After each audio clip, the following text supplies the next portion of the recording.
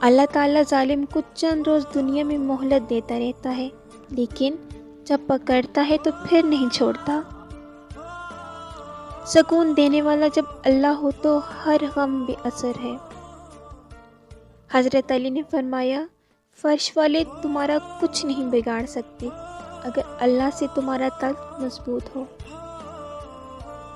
صبر کے درخت پر شکر سے چھڑکاؤ کرتے رہو، انشاءاللہ قرب الہی کی نعمت حاصل ہوگی۔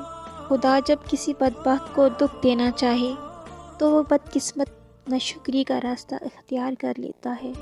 جو انسان یہ سمجھتا ہے کہ اللہ جو کرتا ہے وہ ہمارے لیے بہتر ہوتا ہے، وہ کمال کا ایمان رکھتا ہے۔ اللہ بہتر کرے گا، یہ وہ الفاظ ہیں جس سے انسان کی آدھی پریشانی دور ہو جاتی ہے۔